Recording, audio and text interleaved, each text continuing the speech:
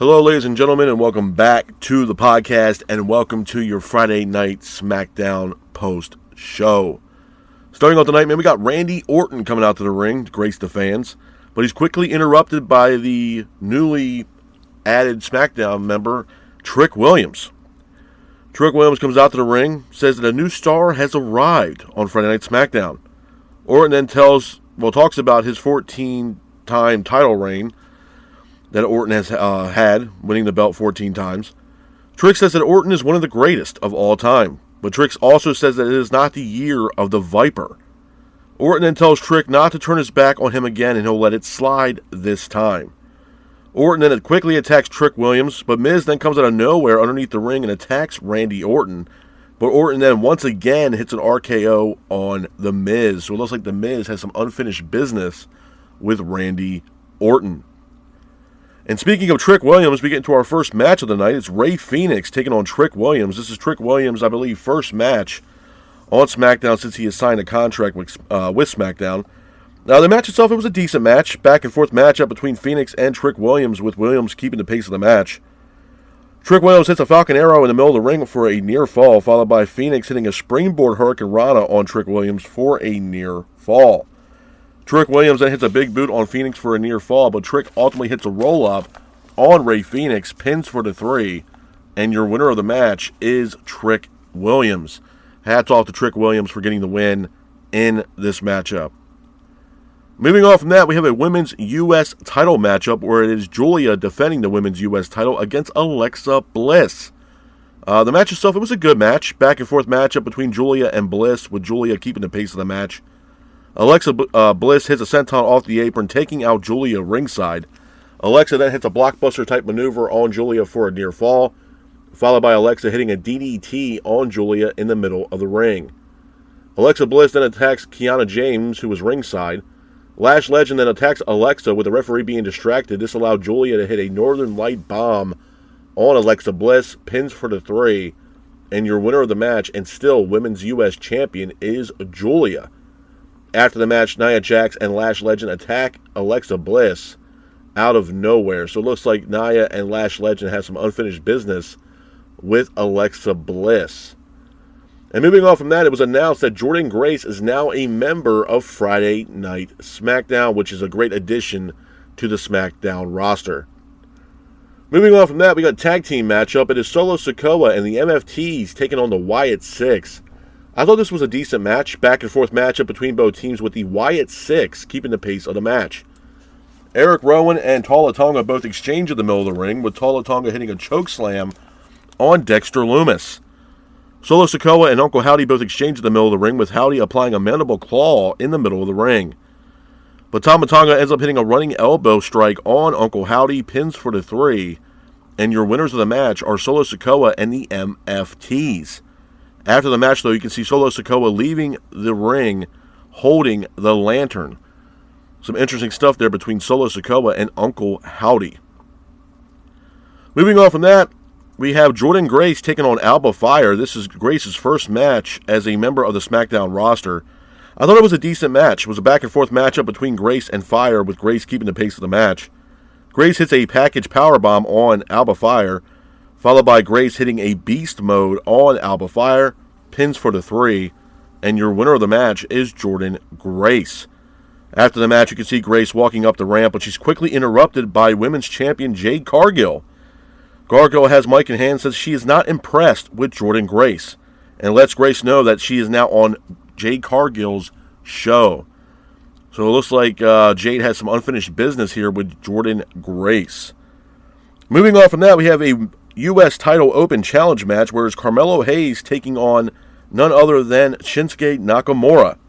The match itself actually was a really good match, man. Back and forth matchup between Nakamura and Hayes, with Hayes keeping the pace of the match.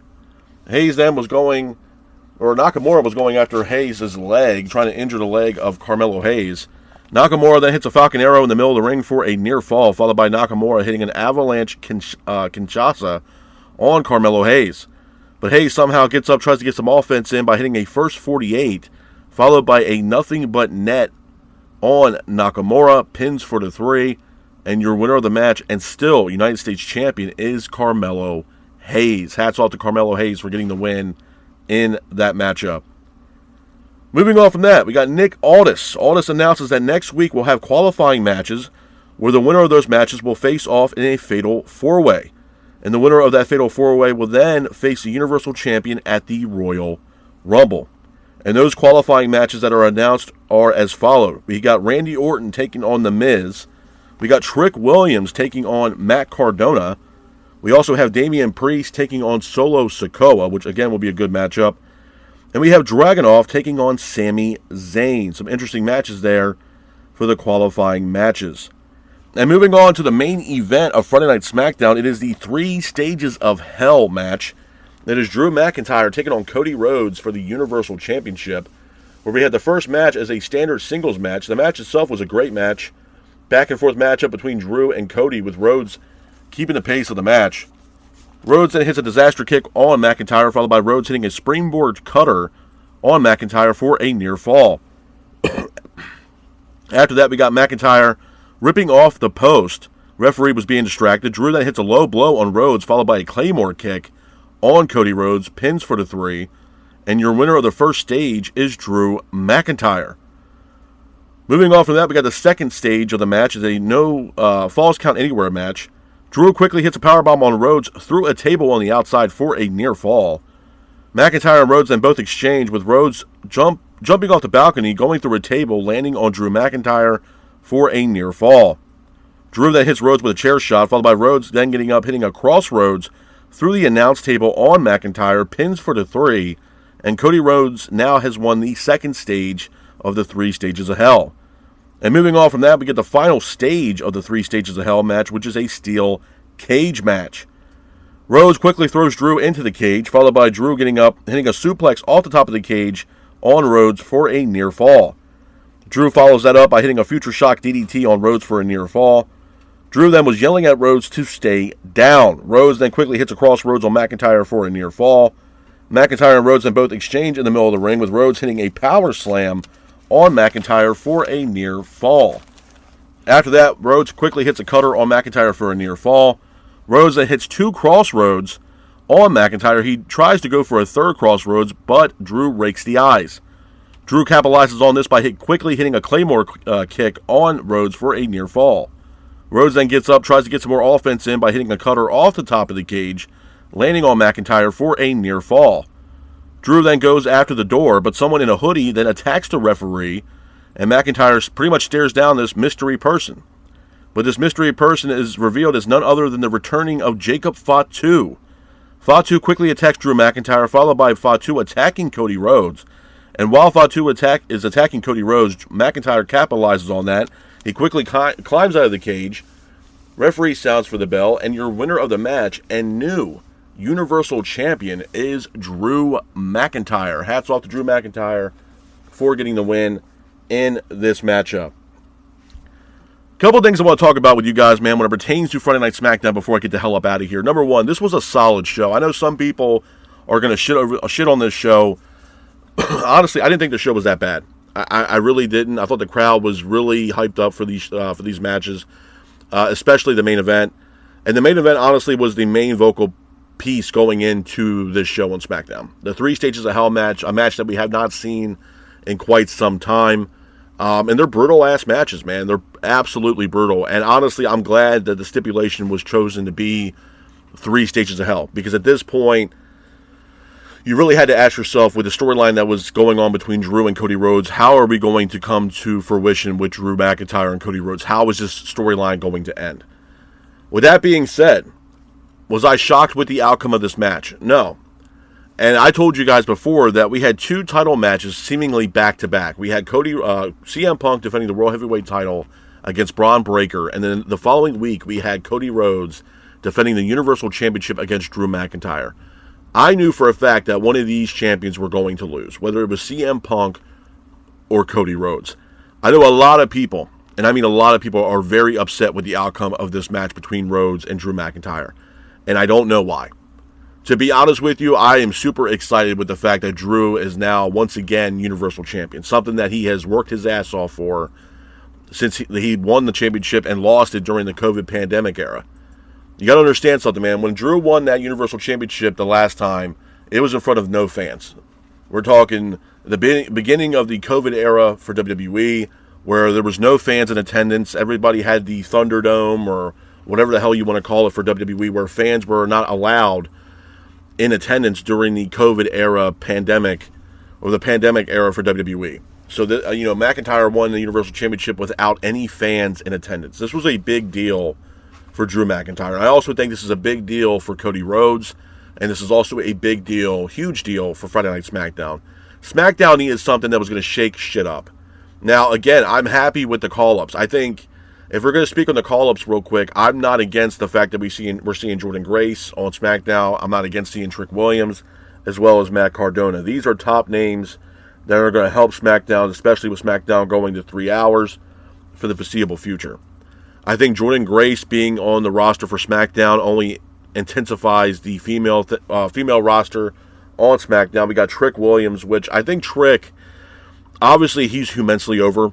Obviously his entrance music is awesome, and the fans are gravitated towards Trick Williams. He's great on the microphone, and he's good in the ring. I think Trick is going to be one of those guys in 2026 that a lot of people are going to be talking about. And to be honest with you, if I had to predict a WrestleMania match for Trick Williams, if, in fact, Carmelo Hayes is still U.S. champion by WrestleMania, I would 100% book a match at WrestleMania between Trick Williams and Carmelo Hayes for the U.S. championship, especially with the history that is there, or was there, between Carmelo Hayes and Trick Williams when they both had their time in NXT. So, again, it's something that maybe we can look forward to at this year's WrestleMania. But Trick Williams is going to be one of those guys that's in 2026 that's going to be talked about a lot this year.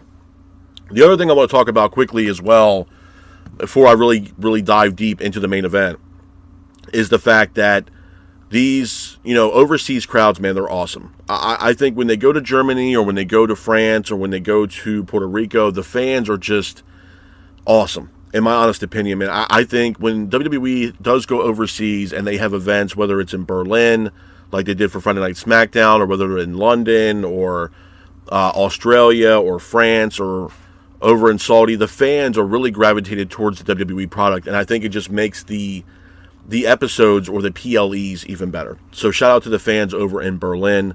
I thought you guys did a fantastic job with Friday Night SmackDown. I think it made it really a lively show, especially going into the main event. And again, Cody Rhodes and Drew McIntyre, man, I thought honestly was a really, really good match. And I think it was time well overdue for Drew McIntyre to become Universal Champion. Now, the wild card in the entire match was the very ending, when we see the return of none other than Jacob Fatu. Now, the last time we saw Fatu, he pretty much got written off TV because he was attacked backstage. Now, nobody really knows who really attacked Fatu backstage. Is it Drew McIntyre? Or, in fact, was it Cody Rhodes? Now, some people say, well, there's no way in hell Cody Rhodes could have attacked Drew McIntyre or Jacob Fatu backstage. I don't know. Because if you look at the narrative after last night, or SmackDown for the main event, we saw both McIntyre and Cody Rhodes being attacked by Jacob Fatu, which Fatu attacking Cody Rhodes ultimately cost Rhodes the Universal title and cost him that match. So, obviously, there's going to be some questions and some unfinished business here between Cody Rhodes and Jacob Fatu. And now Drew McIntyre, seemingly, we got to see what's next for Drew McIntyre. Now we have Nick Aldis making the announcement that there's going to be qualifying matches, where the winner of the qualifying matches and the Fatal 4-Way will face Drew McIntyre at the Royal Rumble. That's going to be up in the arms of who that's going to be. And again, is this also going to be something where we're going to see Cody Rhodes request a rematch against Drew McIntyre for the Universal Championship? Is Nick Aldis going to grant Cody Rhodes an automatic rematch? Because if that happens, then clearly these qualifying matches are not going to mean jack shit. So I don't know how that is going to play out. Maybe we'll find out this week on SmackDown.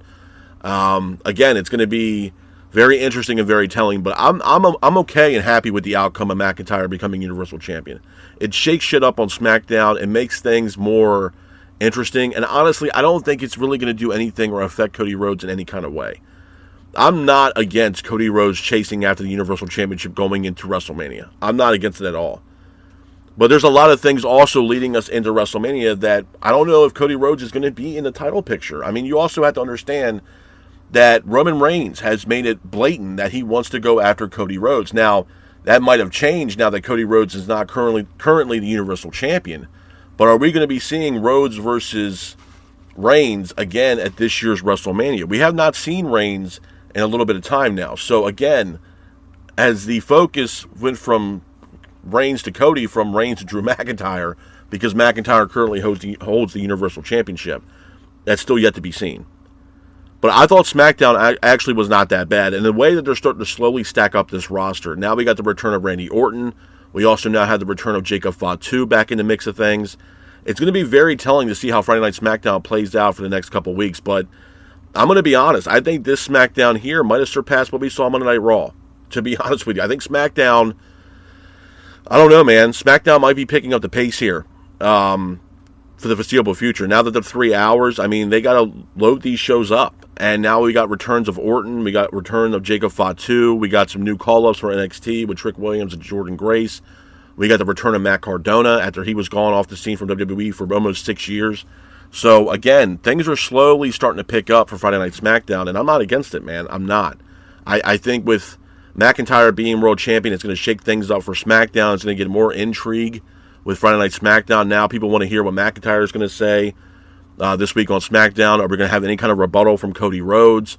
How does Jacob Fatu fall into all this after what he did in the main event on SmackDown with him attacking Drew and Rhodes, which ultimately cost Rhodes the Universal Championship?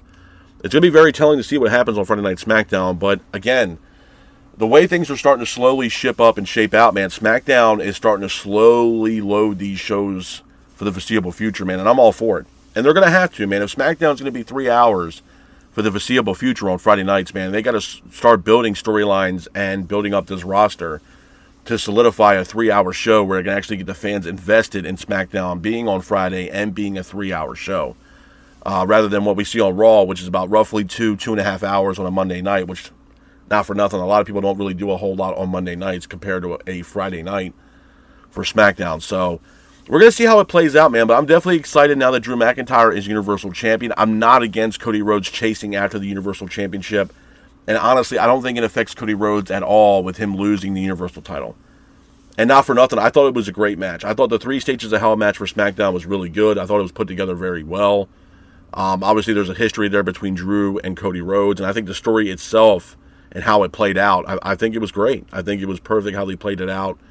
And then we get the 3 Stages of Hell match, which I thought, again, was a really good match. And we got some more intrigue. We got more story now because now Jacob Fatu is going to be, talked about going into Friday Night SmackDown now that he is back and ultimately cost Cody Rhodes the Universal Championship. So I'm all for it, man. I think SmackDown is going to be awesome this week. I'm looking forward to Monday Night Raw as well. I think Raw actually is going to be live 2 p.m. Eastern, if I'm not mistaken. So again, it's going to be an early Raw as well. So I'm all for it, man. I think, especially with the overseas crowds, man, they do a great job with getting the fans invested into Monday Night Raw or SmackDown for these shows when they're overseas, man. And I think they did the same thing when they were on in Berlin for Friday Night SmackDown. So I'm all for it, man. I think it's awesome. I think it gets the fans not only live or watching from home invested into the product for WWE. So I'm all for it. But again, man, SmackDown's going to be very interesting. Hopefully we hear from Drew McIntyre. Hopefully we hear from Cody Rhodes as well as Jacob Fatu. So that's going to be very intriguing. Solo Sikoa walking away with the Wyatt's lantern. I don't know if they're going to continue that story here between the MFTs and the Wyatt Six. And again, we got Jordan Grace getting called up. She had her first match against Alba Fire, but it looks like Jade Cargill has her target set on Jordan Grace. So we're going to see how that plays out in the foreseeable future for Jade Cargill. But with that being said, though, this is my review of Friday Night SmackDown. I hope you guys are out there staying safe. Be careful, and remember, stay classic. Peace.